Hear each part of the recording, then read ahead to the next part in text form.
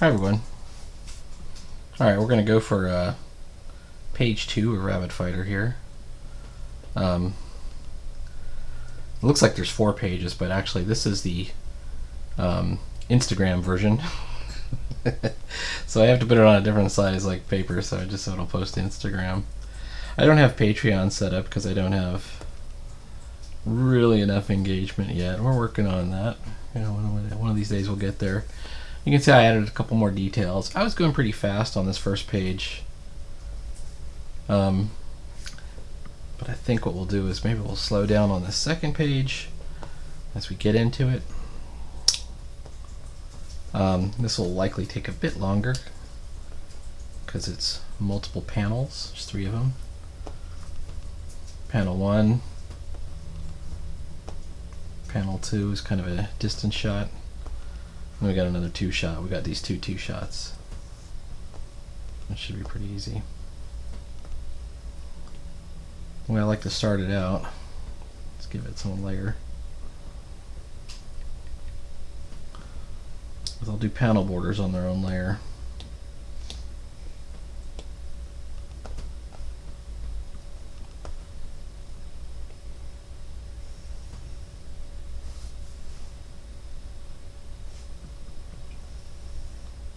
And it's the same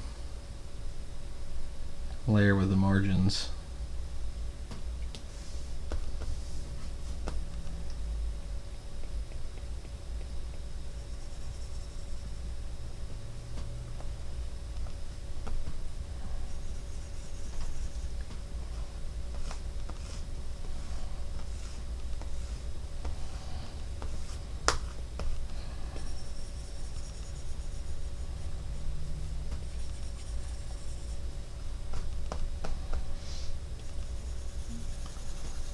And this is just more or less by tradition. I mean, the smart way to do this, of course, is the CSP way, where you make each panel its own sort of editable field, and then you don't have a lot of crossover from, let's say I draw a line from one panel to the next panel and it crosses over. Normally we would not like that. But if this were a real piece of paper, you couldn't do something like that. So the medium way, halfway between those two extremes of a real piece of paper and making sort of a plan to treat each panel as its own sort of mini page, is to just put the panel borders on their own layer. That way, if you need to erase something, you're not hurting one of the layers and having to redraw it. Alright, just because we're going to be working sort of horizontally, let's take a look at this.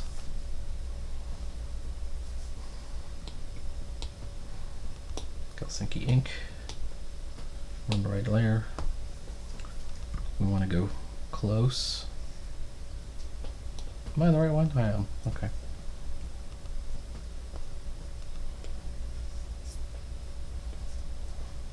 I like that one. How about that?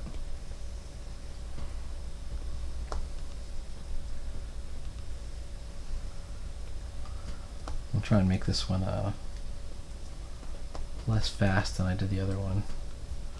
I don't know why I was going so fast on that other one, first page. Okay, he's got like his left ear, his right side ear is in front while the other one is behind. And I've drawn both behind. I think what we might do,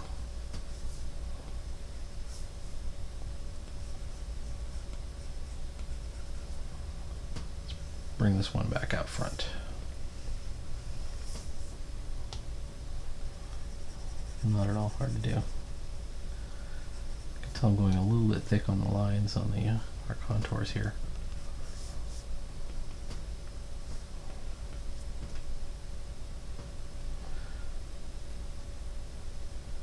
It's kind of funny. I went So I was looking at some of the old comments left on my thing. There was some kind of like rude comment about my Flash Gordon.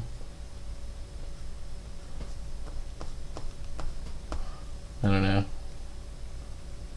think we just deleted it.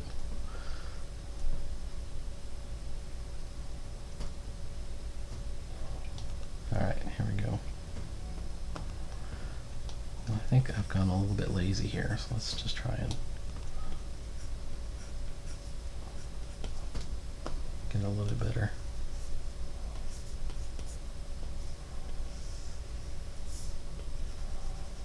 Alright. Slightly less lazy here. That's how Mandrake assessed one of my well, I would say he was assessing me in general, and he said, "You make a lot of lazy choices." It was my first ever Cuber class, and he was not wrong, and I've taken that to heart, and I've always, sometimes I always try to give it a second look. Like, oh, is there a less lazy way to do this? I mean, is it really impossible? Is it just a matter of time and effort? Because there are times when you're kind of hitting your wall. It's as good as it's going to get, and you're not going to get any better. And putting more work or effort into is not going to help. I think in those situations you're not lazy. But there are certain situations where it is lazy. One of those situations is hatching. Hatching, which I'm not good at. I learned as much as I could from Evan Hill, who was really good at it.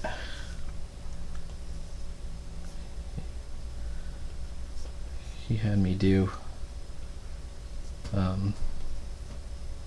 some of his pages for the Ninjax, and I did not know what I was doing, and he's like, "You could try it this way." I started really paying attention to how he was doing things at that point. And also Alphonse Dunn Sensei,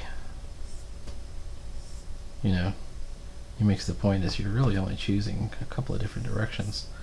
The issue is it takes a lot of time and effort, and that should not be the reason why you don't do something. Time and effort should not be an issue. I want this to go a little bit behind. Okay. I'm not sure where the light is, but I think the light is kind of coming up at this point, because in the previous page I shadowed under the brim of the hat, and now I want to show what's kind of going on. Maybe I'll bring it down a little bit.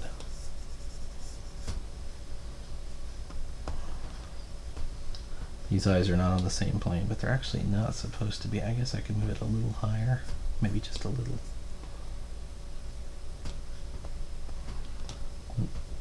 Let's see what he looks like. Yeah.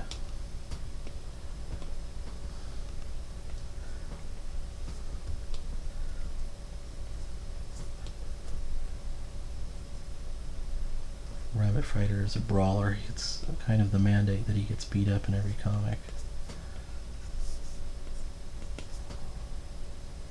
And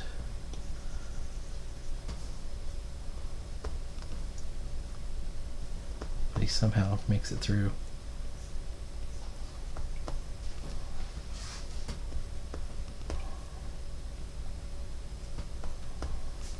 That's looking good. Okay. Alright, we're going to reduce our line weight to mess with Gallows here.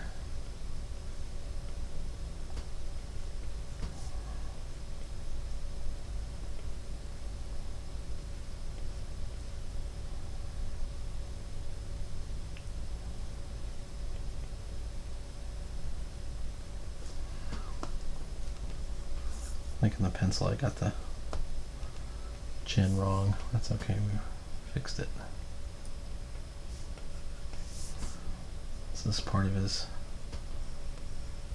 superhero costume that he still wears the remnants of.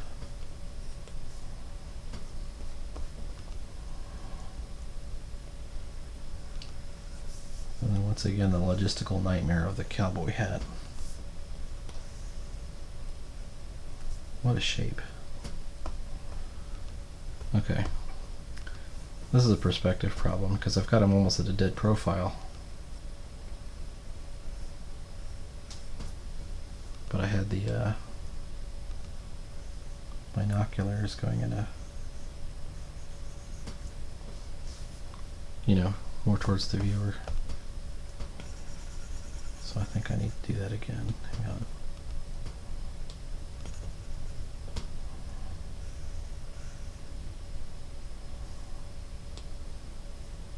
Actually, that looks okay. All right.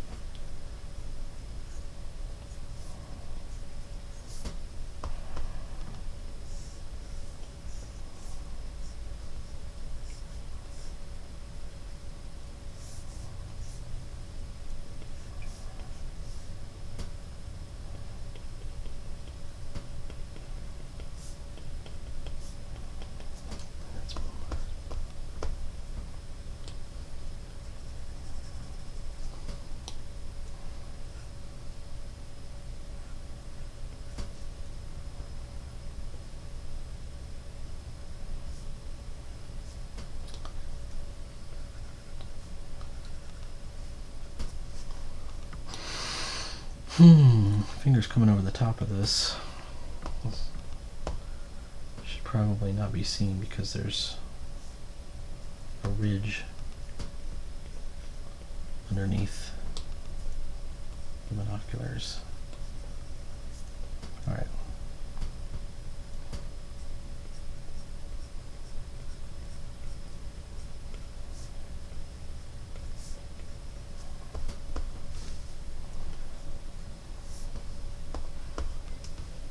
If it's the right hand, you gotta look at your own hand and going, okay, so his left arm is going down here, so it's the thumb is in the right place. It's easy to get your hands mixed up or do it backwards. I can't tell you how many times I've even spotted even pro artists, they get the hand wrong.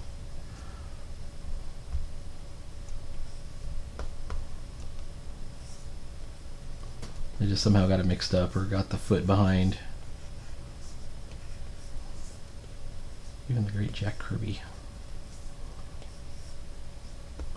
And it must have been picked up during during inking at least. Probably Mike Royer probably saw it and was like, "You want me to fix that?" And I was like, "Oh, you know what? It's the king. I'm not going to do it."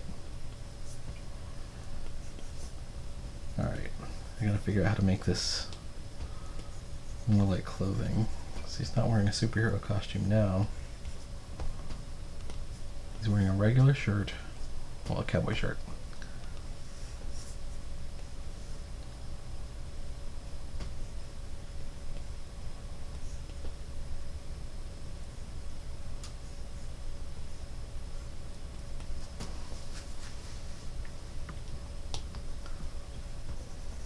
And a bandana.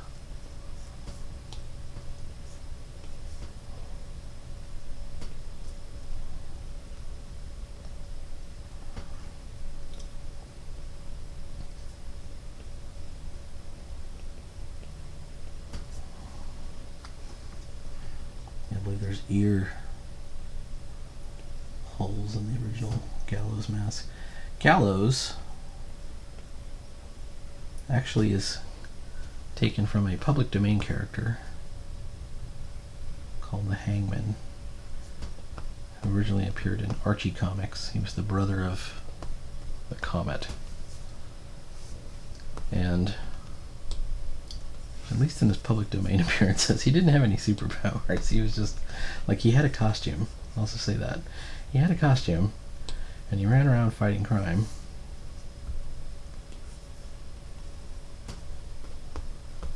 But he didn't have any, superpowers or anything like that. And I thought, okay, that's kind of cool.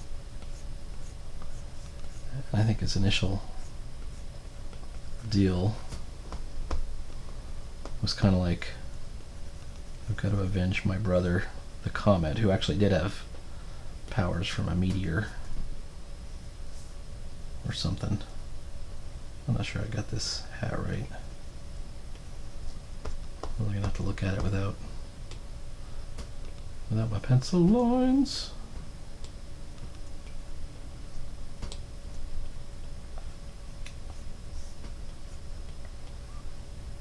He's got the bandana. He's got 2 pockets. Maybe I'm wondering what happened to his other pocket on the other picture. I had to add it back in. I added it back in. I screwed that up.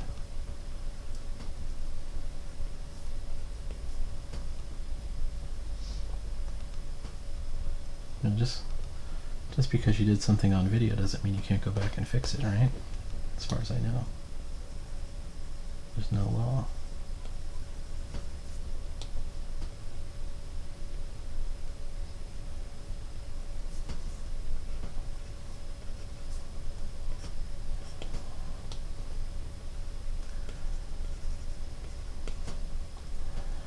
I think if I was a different kind of artist, I'd be very carefully referencing all of this clothing. But unfortunately, I'm not that kind of artist.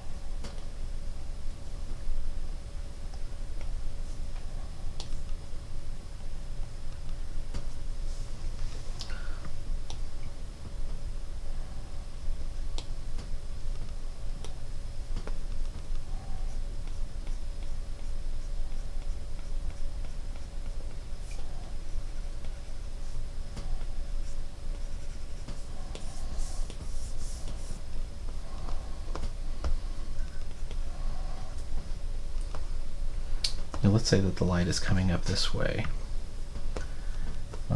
which kind of screws up my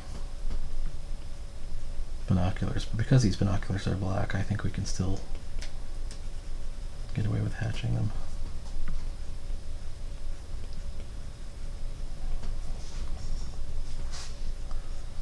I started posting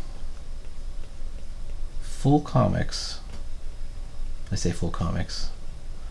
They're between 8 and 10 pages to Instagram,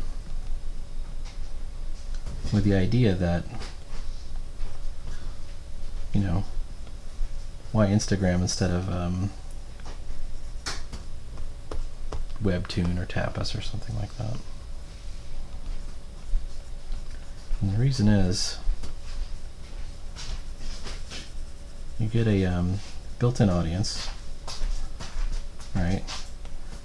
And then it's other cartoonists, it's other people who want to be doing comics. Some of them are quite good. And so you're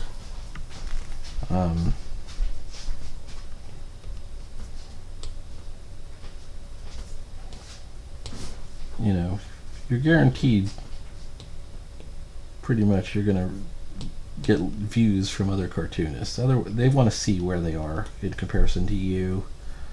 They want to know if they're better than you, which quite a few of them are. You know, or maybe they think I'm good and they want to pick up some techniques or something, or just see how I did something, which is cool. Either way, no reason not to be humble about that.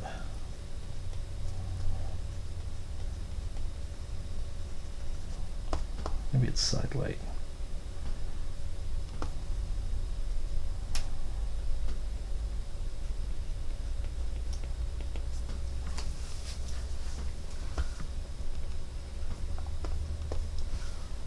Well, we got our 2 main figures here.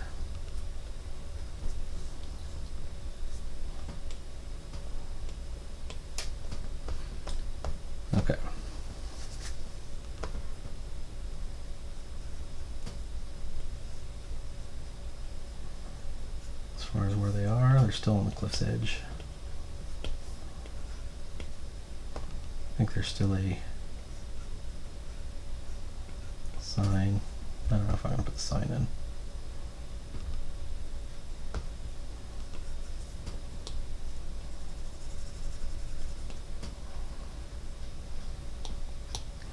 One thing we should really think about is starting to, once we got back onto the background, start thinning up these lines.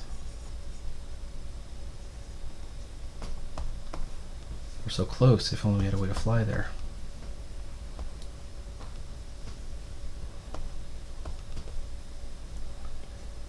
Trying to impart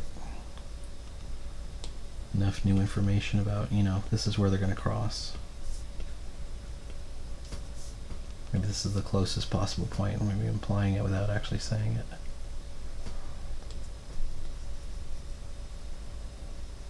Let's seat the hat a little bit lower. Kind of like this bullet hole I made in the hat. Alright.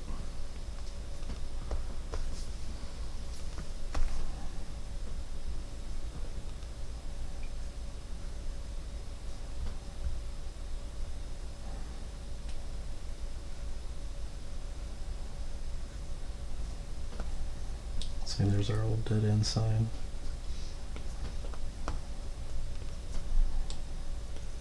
Too thick.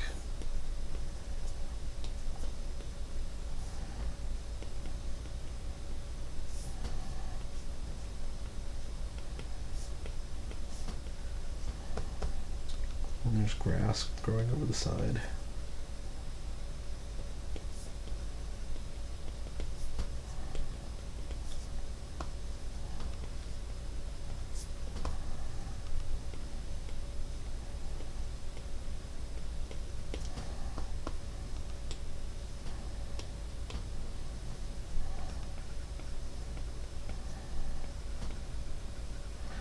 It's helpful to know where your balloons are going to be because, maybe you're planning to draw something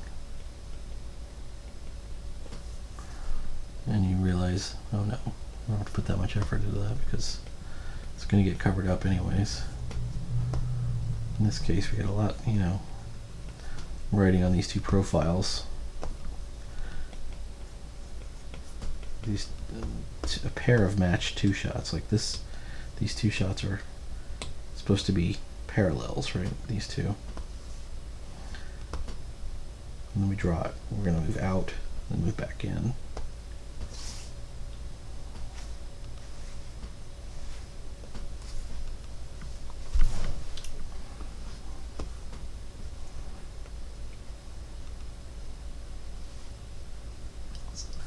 Further in a distance, use a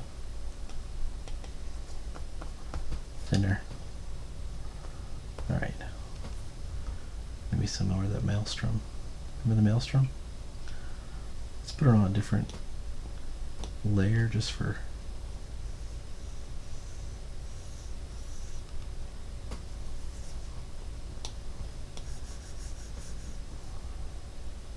where would we put it?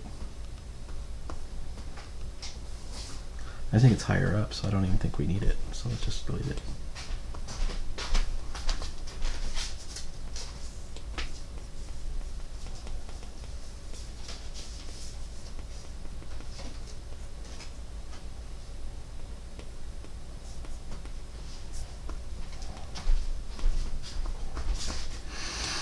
Alright, let's mark out our bubbles.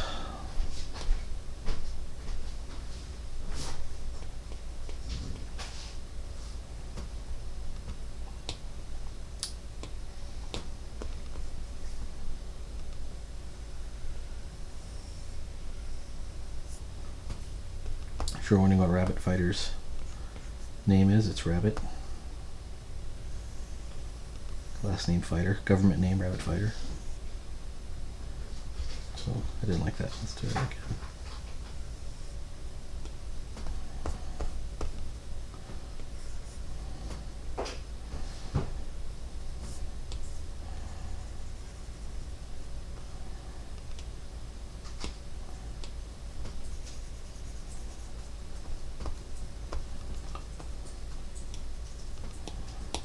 One thing to avoid. Where's the hole? I think it's right there. One thing to avoid.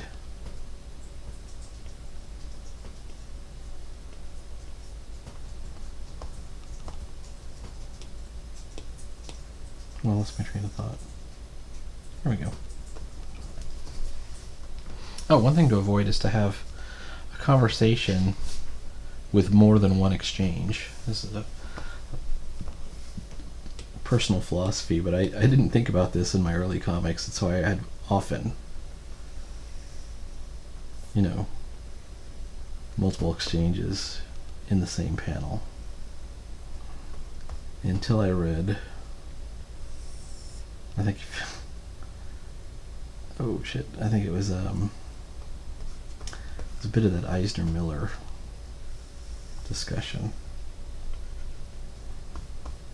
If you put more than one exchange in the same panel, like if he said this, and then I had something else, I think you were going to get an F in Mr. Eisner's class.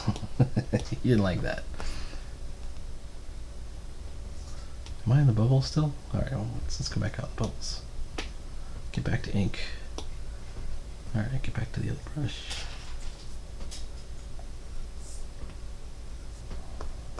You can tell I've kind of moved away from the pencils already. That's life. Once you shrink this down, this is done at 11 by 17.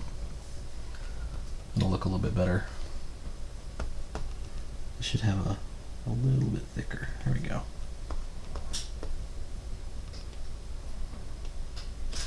Alright, what do we got going there?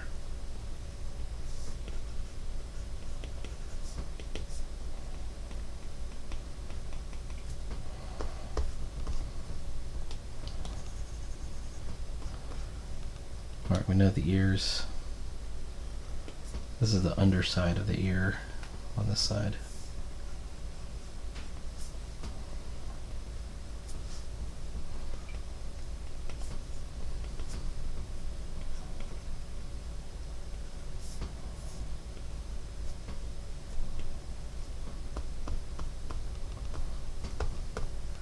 This should be some hatching back here.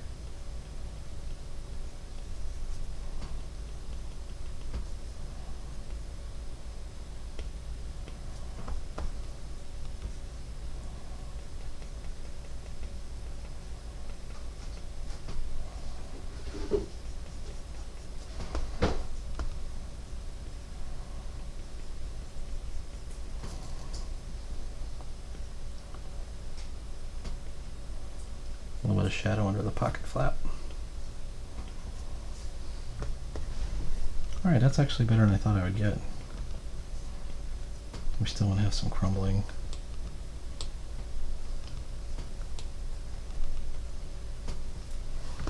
We still want to have some debris blowing in the wind.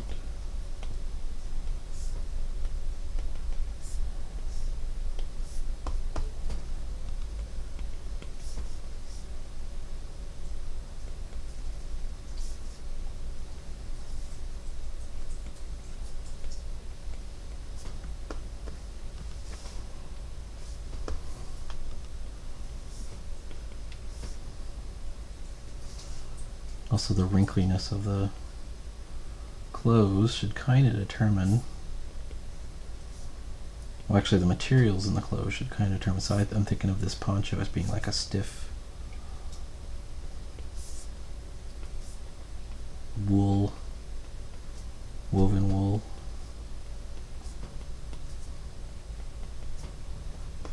So it doesn't,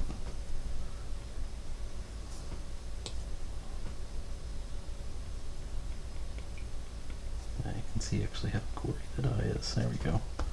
How about that? Looking good. Alright, let's do the next one.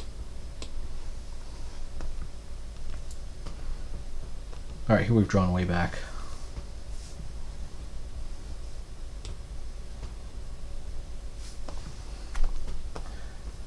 Figures are much smaller. you want to get a real sense of epic proportion, you need to go backwards. Zoom out of the shot.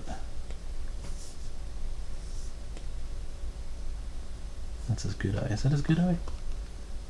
Yeah, it's his good eye.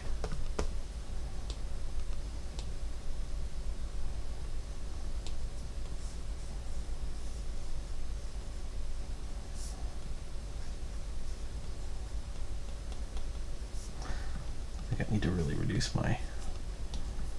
That might have been too big of an ear. Hang on. Definitely too thick of a line.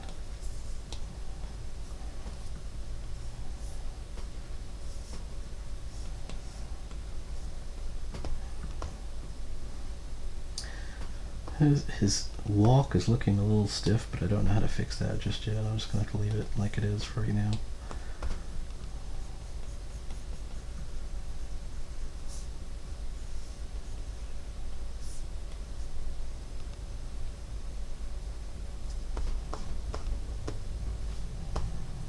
Yeah. I mean, after all, he's going to be... We're going to take this and shrink it down. It's going to be about this size. So we don't have to go too crazy on the details. In fact, adding extra detail would be doing a disservice. Okay.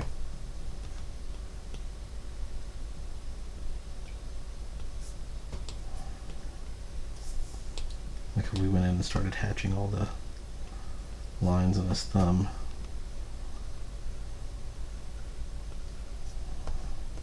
Alright, let's...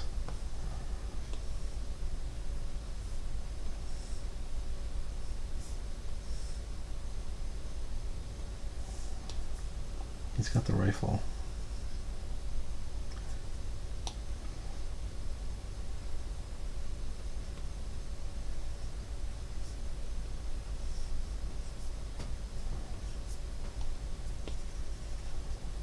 Okay, I want to more or less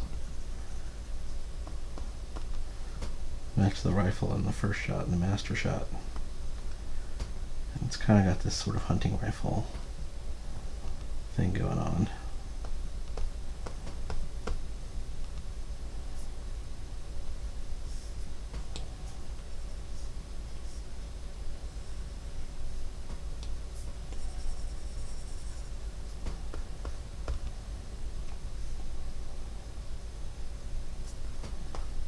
Alright.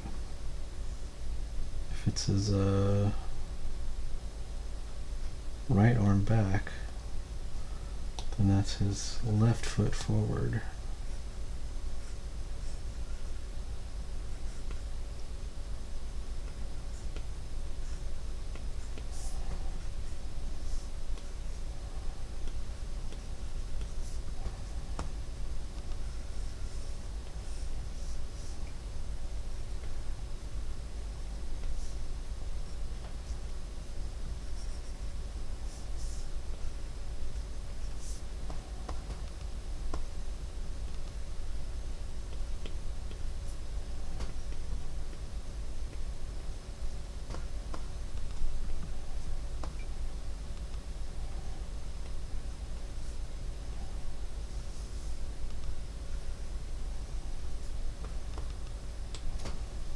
Alright, let's see how far we got.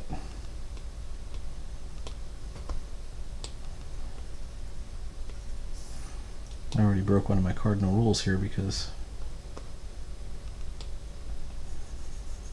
I'm supposed to start inking at the things that are closest to the camera, which is probably some of the background.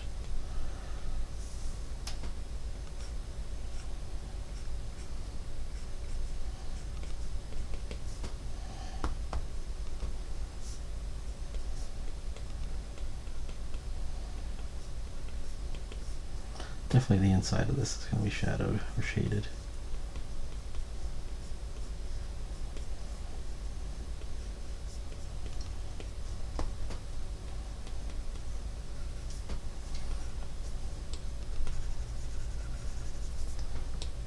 Move his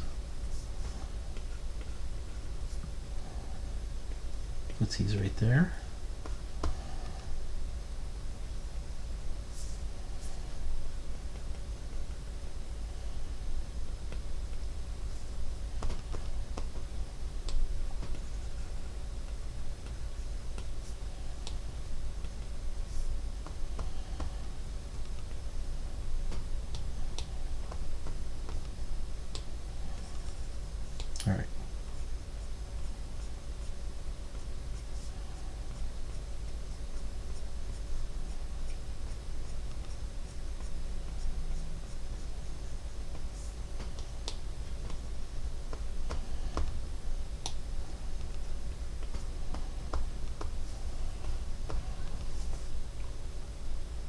That looks about right. Sometimes you don't want to go too far. Alright, what's closest? Closest is this tree. And actually, I almost want to make it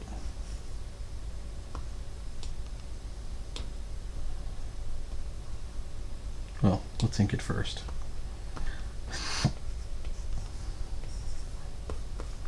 We could take it and we could kind of go a little bit more extreme. I think this tree is meant to be the same as the tree on the first page.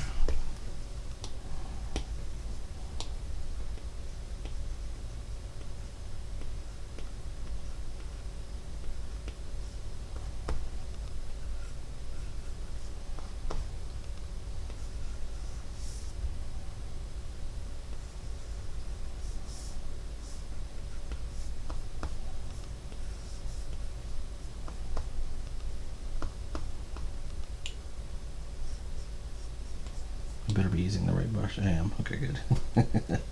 Alright. There's the cliff's edge. And actually, as we pull the camera away, we can see it's kind of precarious. They should not have been standing that close to the edge.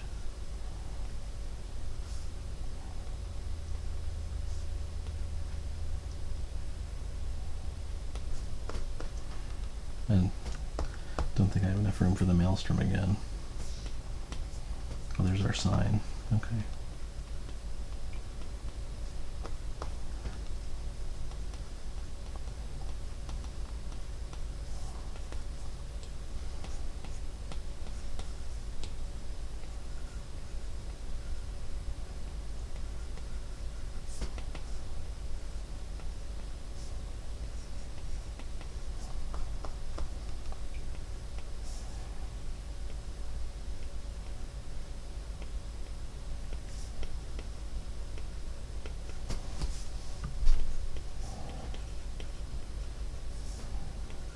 There's some clumps of grass.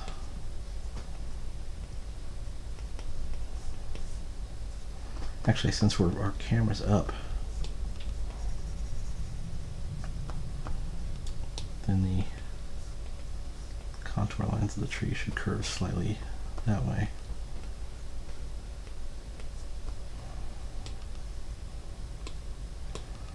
How does this trashy tree look? It looks okay. One thing we can do, this kind of helps, is let's say we have this one, and share JPEG, save image. Alright.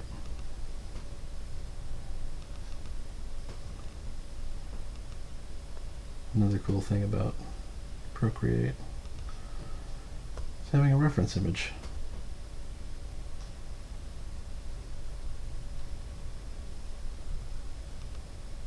There it is. And there's the tree I use. Okay.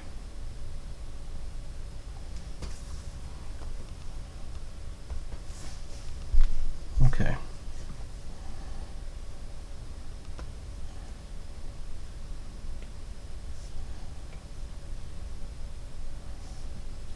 Looks like it splits about there.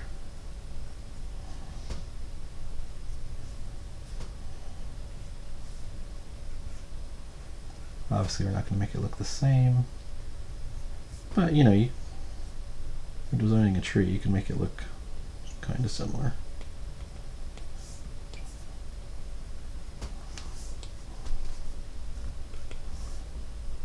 Whether you're talking about the bark pattern or a million ways to draw a tree. I've got sketchbooks full of trees I've drawn.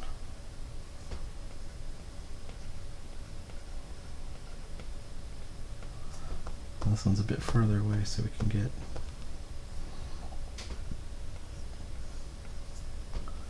a little bit looser with the leaves.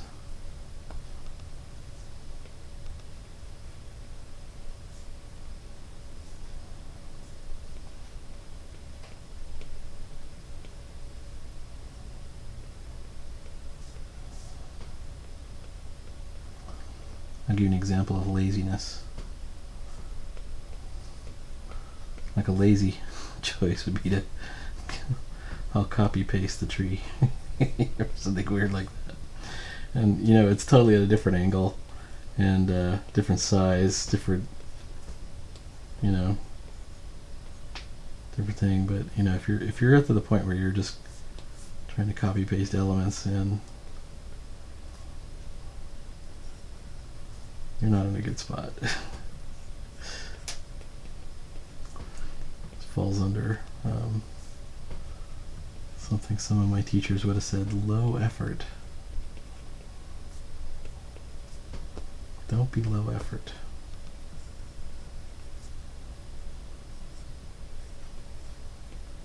I was watching Cobra Kai, and the whole thing is about, you know, these, well, it's really about the redemption of the Johnny Lawrence character. But at one point they reopened the Miyagi-Do karate dojo, and Ralph Macchio is going to train his son also in karate, and he's like, okay, I need you to go out here and wax on, wax off, all things. This is how you learn how to do it. And I'll be back, you know, after I've take care of some things with my car dealership. He leaves, and the son just calls a guy, like he hires a guy on Craigslist to do all the waxing of the cars. That's what I mean by low effort. That's low effort, man.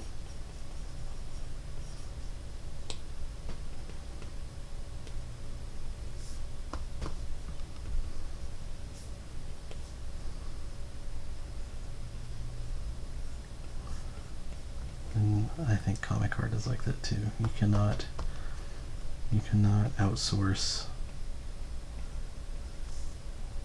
the work and pretend that you're improving.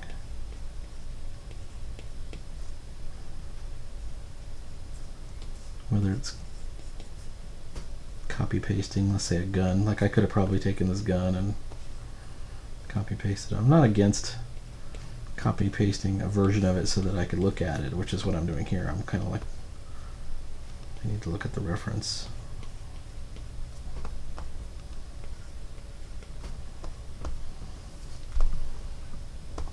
Okay. Gotta remember not to go too crazy, because remember, this is going to be small.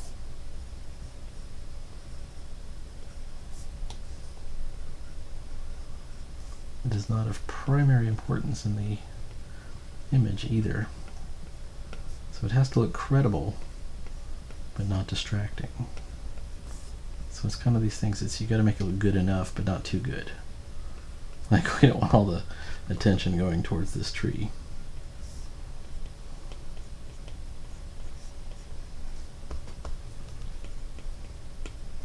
We want the attention on the story.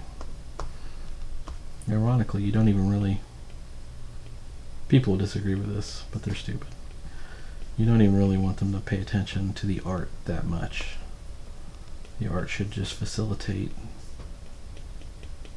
the story. That means it's got to be correct and not jarring. So perspective matters.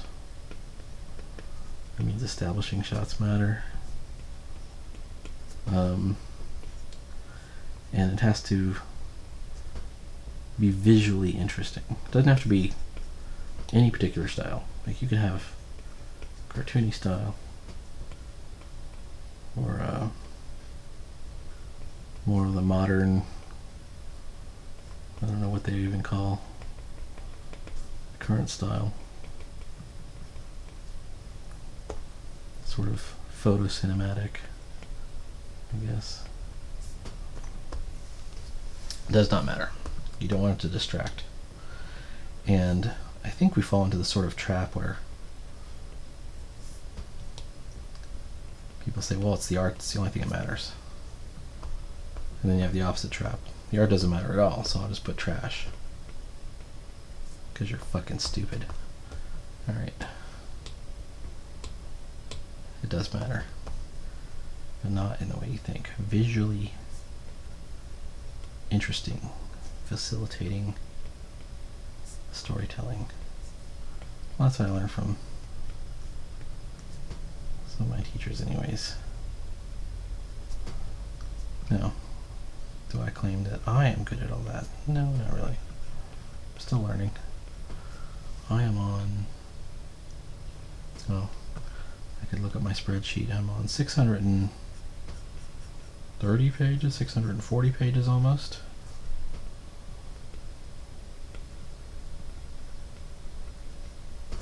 On a quest to 1,000. And I believe that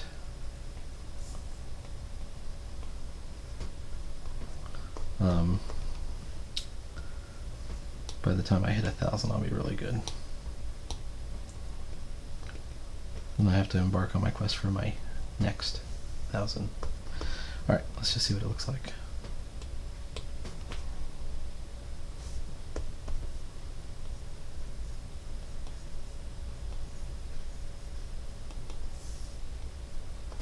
This is looking okay.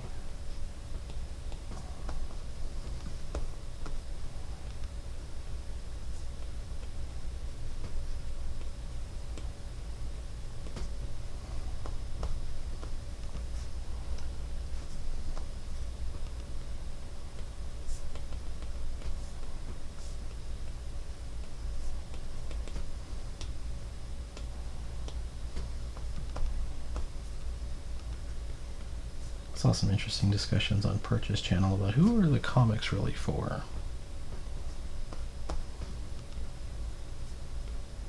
I'm convinced that comics are not really for adults. There's some disagreement on this point. But I have a trick answer when it comes to this.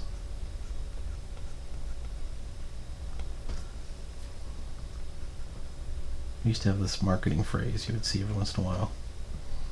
For kids from 8 to 80.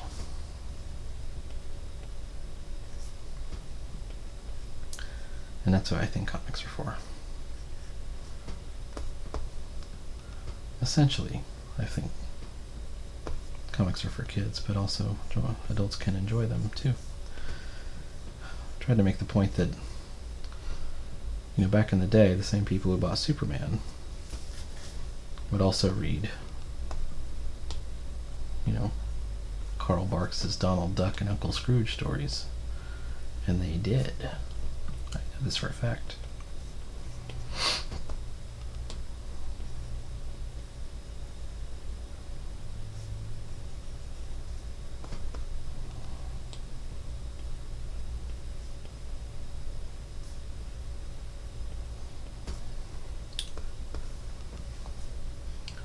So it doesn't, having a house style, I mean, it's cool for marketing, brand recognition, but is it that important? I don't know. That's why I disagree with your boy Zach when he's like, oh, comics have to look a certain way on Marvel. And he's right, that's the house style. That's how they get recognition, but when they stray away from it, is it a bad thing? I don't know if it's that bad. I don't like the art that they're replacing it with, which is I consider kind of like a webtoon style. I don't know. And it's like the worst webtoon style. Webtoon seems more and more like a bit of a scam, you know.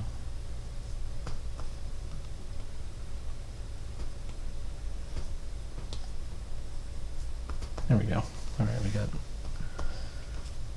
Rabbit Fighter moving off. So when we're dealing with what's called indirect light, direct light would have been like a sun, a giant light bulb spreading down, and we throw some shadows.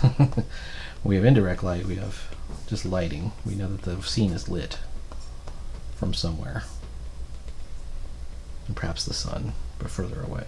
Diffuse lighting. I want to make the shadows into whatever texture. So in this case, the shadow is just the grass. Alright, I think Gallows is going to wear his boots outside of his pants. It's the cowboy way.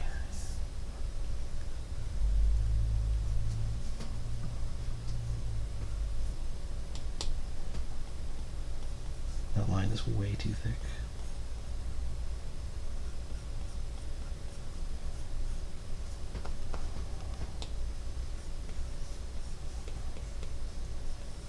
You don't get to see his boots here, but yeah.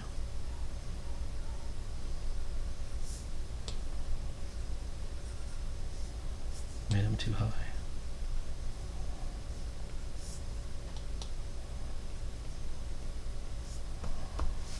I could put him in chaps.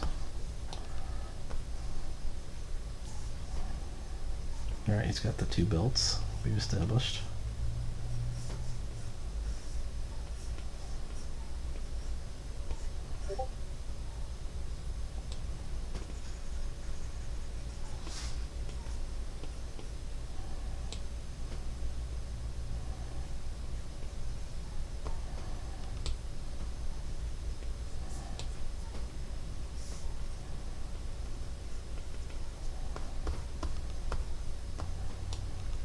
Alright, let's get his regular belt first.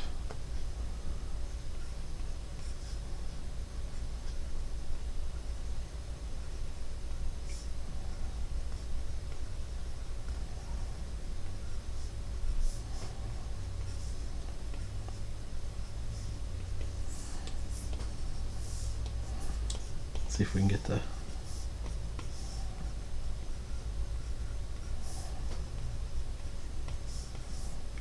pants creases right. Okay. Does that look okay? Look like he's wearing high waters here. What's going on? I think I might give him the bootcut jeans. What do you think?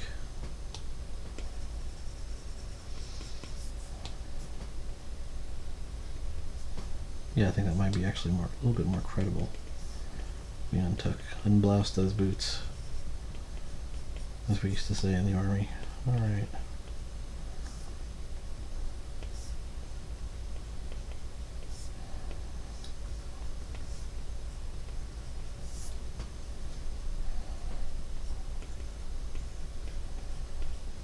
Alright. Now the second belt is the gun belt.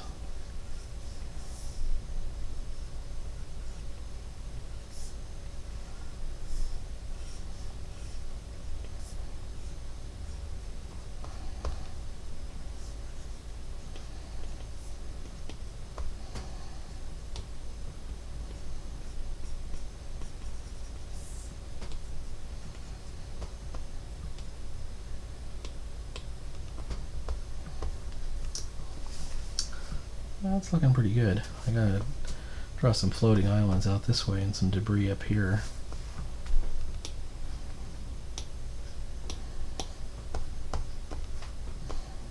Oh, there's part of the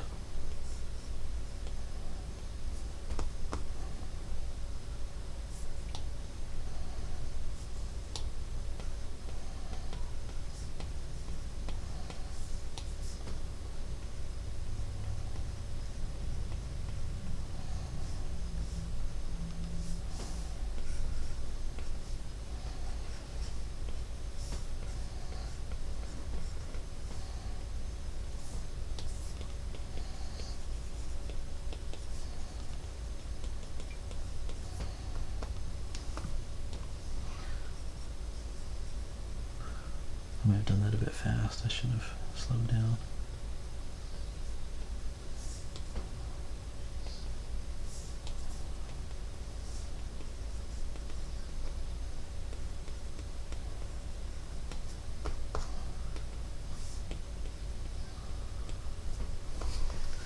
These events take place following the events in this comic. This is my Ashcan size comic. Also takes place in the desert. And they have mounts in this one, but the mounts have kind of been put aside. It's back at camp. And at the end, they find this big hand. The hand is important for this comic, but not yet.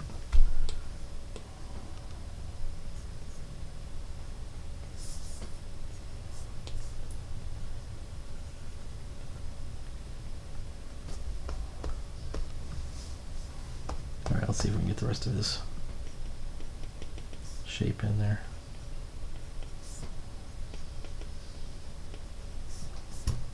Cowboy boots have a bit of a heel. There we go. It's not a huge heel, but it's a bit of a heel. And then the heel actually angles in like that.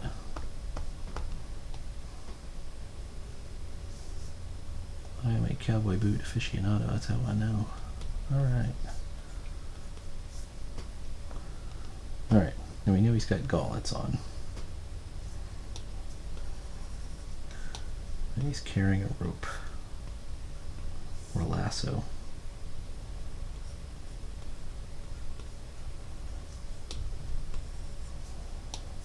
Let's put the lasso up here. Maybe he's put the lasso away by this time. Time has passed. Not a lot of time, but a little bit of time.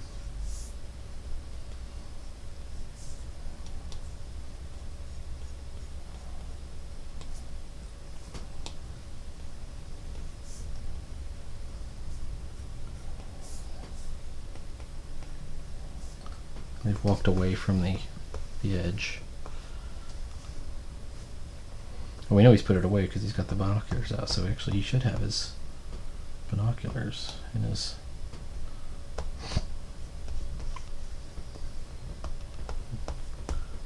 right hand.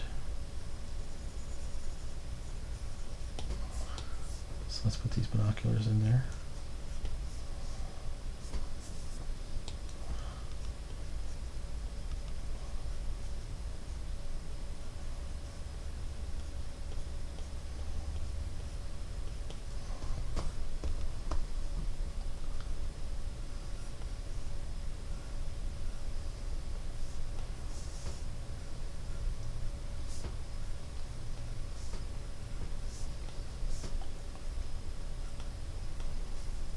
This is too thick. There we go.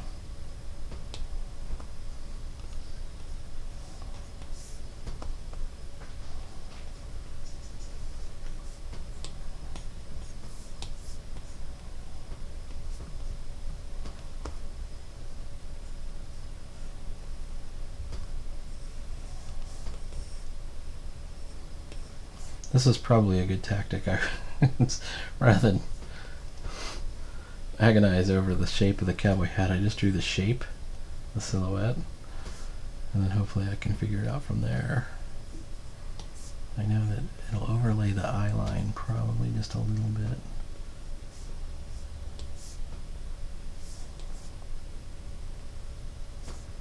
And we're at a good distance, so it shouldn't matter too much.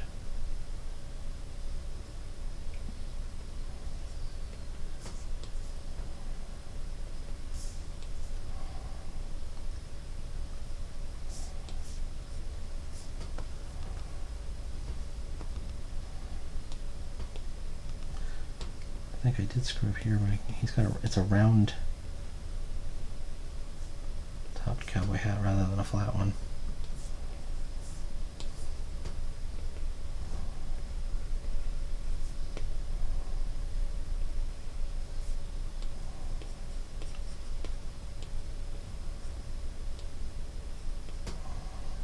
All right.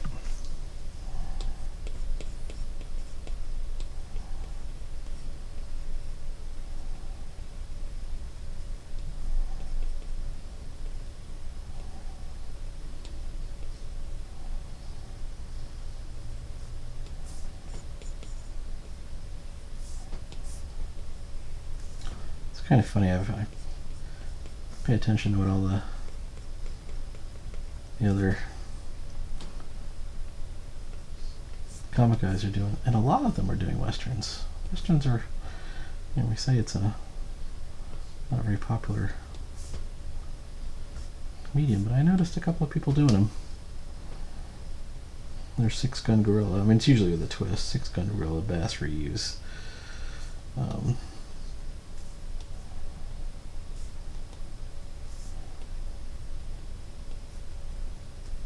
Wraith of God.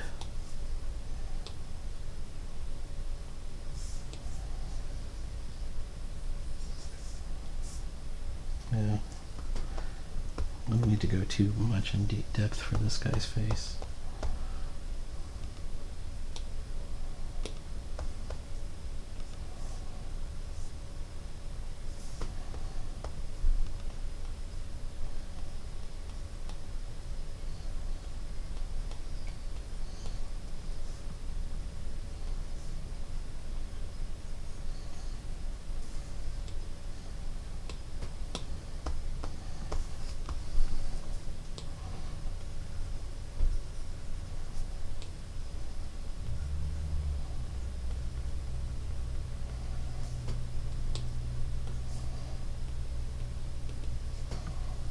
I think I might actually just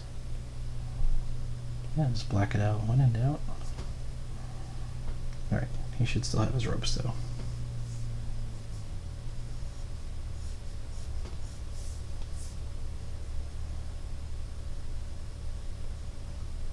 He is called Gallows after all.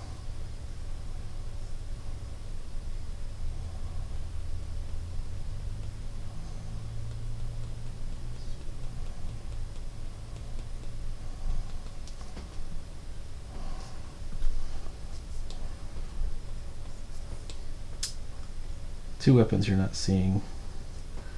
He has a grappling hook. He has a grappling hook. He has a crowbar. It's actually underneath his poncho.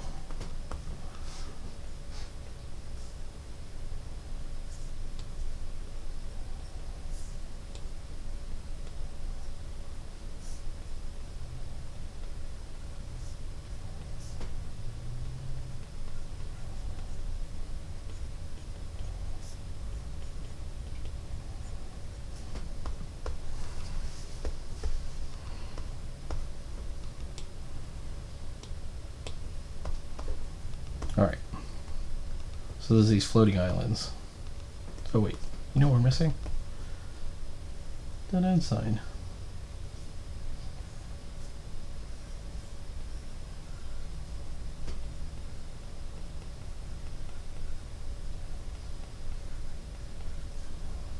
I don't like that end.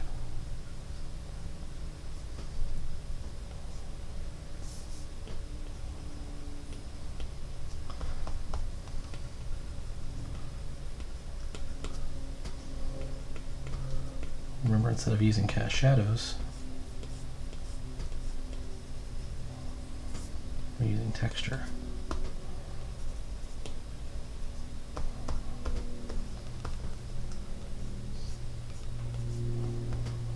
Well, let's see what it looks like. How about that?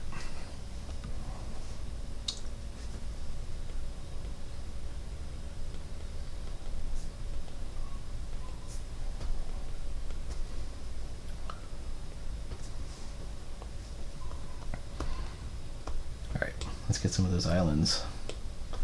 I think the island should be important for the solution to how they get out of there.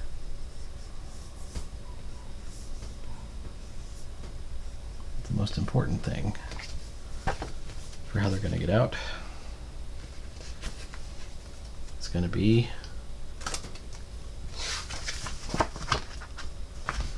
the hand. Got a plan for the hand.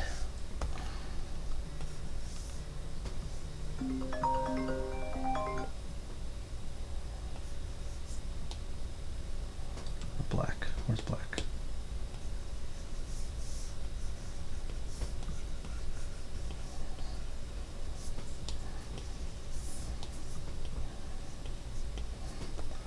And actually, if these islands are floating, how come they can't just like walk out there? I don't know. I'm going to say that the islands are floating, but the characters would be subject to gravity.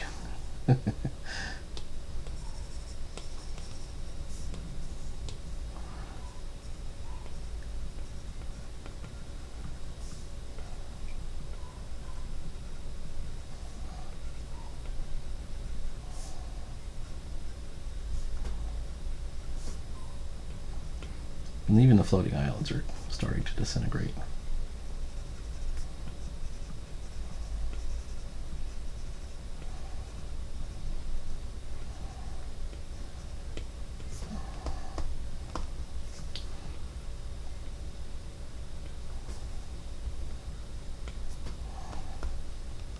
Because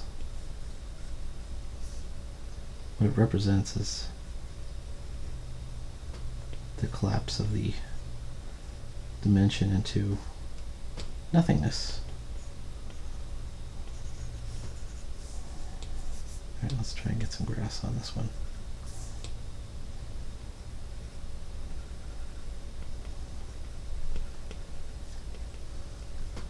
The inspiration for this, and I'm not sure I'm doing it very well, is the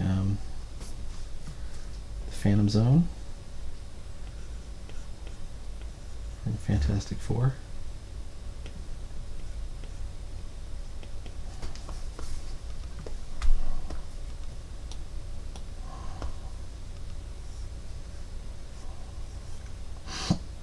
We've established that the portal is a few hundred meters. And they had to look at it with a binocular, so it won't fit on the panel.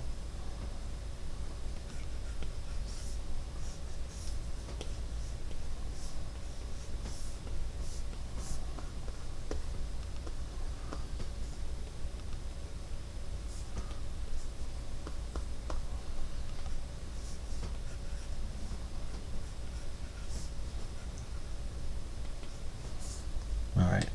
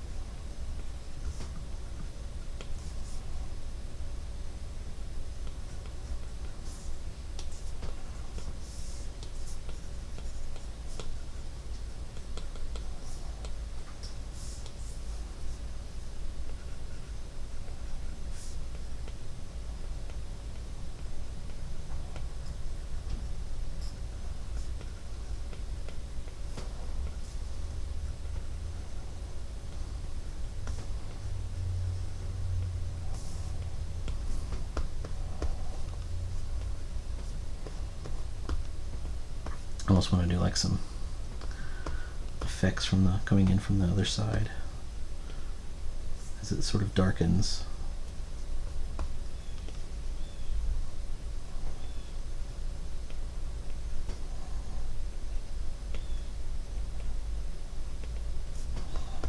Okay, let's get up to the bubbles.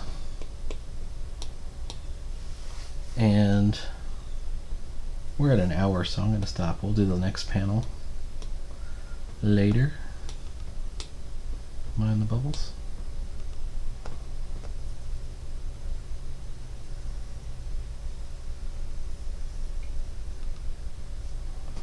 And it takes longer to do multiple panels.